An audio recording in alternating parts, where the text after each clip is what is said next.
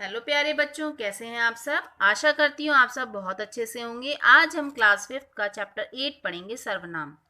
बच्चों, संज्ञा में पढ़ा था सभी कुछ, सबका कुछ ना कुछ नाम होता है ना। व्यक्तियों के नाम होते हैं, वस्तुओं के नाम होते हैं। तो हम जानेंगे कि अब इन नामों के स्थान पर भी कुछ शब्द प्रयोग हो सकते हैं। तो वो शब्द क्या कहलाते हैं? सर्वनाम। जो शब्द संज्ञा के स्थान पर यूज होते हैं उनको क्या कहते हैं? सर्वनाम। पहले हम ये एक पैराग्राफ पढ़ेंगे, इसको देखिए। अमित 5वीं कक्षा में पढ़ता है। अमित की अध्यापिका का नाम श्रीमती अनुपमा शर्मा है। अनुपमा शर्मा अमित को हिंदी पढ़ाती हैं। अमित ने अनुपमा मैडम को अमित का लिखा निबंध पढ़कर सुनाया। अनुपमा मैडम ने बच्चों के सामने अमित की प्रशंसा की। अब हम दूसरा पैराग्राफ पढ़ते हैं। देखिए, अमित 5वीं कक्षा में पढ़ता है। उसकी अध्यापिका का नाम श्रीमती अनुपमा शर्मा है। वह उसे हिंदी पढ़ाती हैं। उसने उन्हें अपना लिखा निबंध पढ़कर सुनाया। उन्होंने बच्चों के सामने उसकी प्रशंसा की, यानी कि अमित की प्रशंसा की, है ना। तो देखा आपने, यहाँ पे जितने भी संज्ञा के शब्द थे वो किसमें क्या कहते हैं, बदल गए, वो सर्वनाम में बदल गए, है ना। तो पहले अनुच्छेद में संज्ञा शब्दों के बार बार प्रयोग होने से वाक्यों का सौंदर्य नष्ट हो गया, यानी कि उसकी सुंदरता घट गई। वे सुनने और पढ़ने में अटपटे लग रहे थे, है ना। तो दूसरे अनुच्छेद में संज्ञा को बार बार न प्रयोग करके क्या किया? सर्वनाम शब्दों के प्रयोग ने वाक्यों को सुंदर और स्पष्ट बना दिया, जिससे भाषा का सौंदर्य बढ़ गया, यानी कि भाषा आपकी सुंदर बढ़ गई, सुंदर बन गई। ठीक है, समझ में आ गया। तो संज्ञा की क्या परिभाषा हुई? संज्ञा के स्थान पर प्रयोग होने वाले शब्द सर्वनाम कहलाते हैं। सर्वनाम के भेद, सर्वनाम की 6 भेद होते हैं: पुरुषवाचक, निश्चयवाचक, अनिश्चयवाचक, प्रश्नवाचक, संबंधवाचक और निजवाचक। ठीक है, क्लियर हो गया। अब सबसे पहले पुरुषवाचक पढ़ते हैं। जिन सर्वनाम शब्दों का प्रयोग बोलने वाले यानी कि वक्ता, जैसे मैं बोल रही हूँ, सुनने वाले श्रोता यानी कि जैसे आप लोग सुन रहे हैं, या किसी अन्य व्यक्ति के लिए किया जाता है, उन्हें पुरुषवाचक सर्वनाम कहते हैं।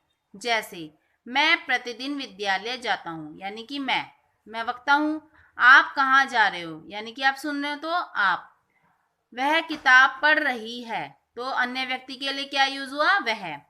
तो मैं बोलने वाला, आप सुनने वाला और वह अन्य व्यक्ति के लिए प्रयोग हुआ है। अतः ये क्या है? पुरुषवाचक सर्वनाम। पुरुषवाचक सर्वनाम 3 प्रकार के होते हैं। उत्तम पुरुष, जिन शब्दों को बोलने वाला अपने लिए प्रयोग करता है, यानी कि अपने लिए, जैसे मैं, मैंने, हम, हमें, हमारा। मध्यम पुरुष क्या होता है? जिन शब्दों को सुनने वाले के लिए प्रयोग किए जाते हैं, जैसे तू, तुम, आप, आपने। अन्य पुरुष, जिन शब्दों को बोलने या सुनने वाला किसी अन्य व्यक्ति के लिए प्रयोग करता है, जैसे यह, वह, यह, उसे, वे, ये। निश्चयवाचक सर्वनाम क्या होते हैं? जो सर्वनाम निश्चित व्यक्ति या वस्तु का बोध करता है, उसे निश्चयवाचक सर्वनाम कहते हैं। जैसे यह, वह, ये, वे। यह पौधा मैंने लगाया है, मतलब डेफिनेट है कि ये पौधा मैंने लगाया है, उसको किसी ने भी नहीं लगाया, वो मेरा है, मैंने लगाया। वह आदित्य की कार है, तो डेफिनेट है वो, है ना, निश्चित है कि ये कार आदित्य की ही है। तो यह और वह सर्वनाम शब्द किसी निश्चित संख्या का बोध करा रहे हैं, अतः ये निश्चयवाचक सर्वनाम कहलाते हैं। ठीक है, समझ में आ गया। अनिश्चयवाचक सर्वनाम क्या होते हैं? जो सर्वनाम अनिश्चित व्यक्ति का बोध करता है, व्यक्ति या वस्तु का बोध करता है, उन्हें अनिश्चयवाचक सर्वनाम कहते हैं। जैसे कोई, कुछ, किसी, किन्हीं।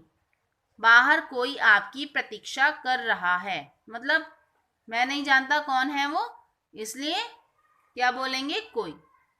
दाल में कुछ गिर गया है, पता नहीं क्या गिरा है दाल में, लेकिन कुछ गिर गया है। तो कोई और कुछ सर्वनाम शब्द अनिश्चित व्यक्ति और वस्तु का बोध कराने के कारण अनिश्चयवाचक सर्वनाम है। ठीक है, समझ में आ गया। अब आता है प्रश्नवाचक सर्वनाम। जिन सर्वनामों का प्रयोग प्रश्न पूछने के लिए किया जाता है, यानी कि आपसे क्वेश्चन पूछने के लिए किया जाता है, उन्हें प्रश्नवाचक सर्वनाम कहते हैं। जैसे कौन, किसने, क्या, किसको। मुझसे कौन मिलने आया है, किसने बाहर से पुकारा है। तो कौन और किसने क्या है, सर्वनाम शब्द प्रश्न पूछने के लिए प्रयोग होने के कारण प्रश्नवाचक सर्वनाम है। ठीक है, क्लियर हो गया। संबंधवाचक सर्वनाम, जो सर्वनाम शब्द वाक्य के दूसरे सर्वनाम शब्दों के साथ संबंध प्रकट करते हैं वे संबंधवाचक सर्वनाम कहलाते हैं। जैसे जो पढ़ेगा वही अच्छे ग्रेड लाएगा, जिसकी लाठी उसकी भैंस। तो जो और वही, जिसकी उसकी आदि सर्वनाम शब्द आपसी संबंध को बताने के कारण संबंधवाचक सर्वनाम हैं। निजवाचक सर्वनाम, जिन सर्वनाम का प्रयोग स्वयं के अर्थ में किया जाता है यानी खुद के लिए किया जाता है उसे निजवाचक सर्वनाम कहते हैं। जैसे स्वयं, खुद, अपने आप। मैं अपना काम स्वयं करती हूँ, बच्चा अपने आप सीढ़ियाँ उतर गया। तो ये क्या है, स्वयं और अपने आप, ये सर्वनाम शब्द अपने लिए प्रयुक्त हुए हैं, अतः ये निजवाचक सर्वनाम हैं।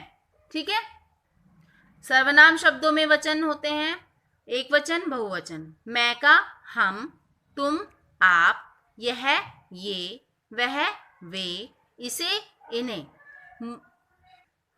मुझे, हमें, तुम्हें, आपको, उसने, उन्होंने, इसने, उन्होंने, उसे, उन्हें। ठीक है, समझ में आ गया, क्लियर हो गया आपको। आई होप आपको अच्छे से समझ में आ गया चैप्टर। इसको आप अच्छे से रीड करना and stay home, stay safe. Okay, bye.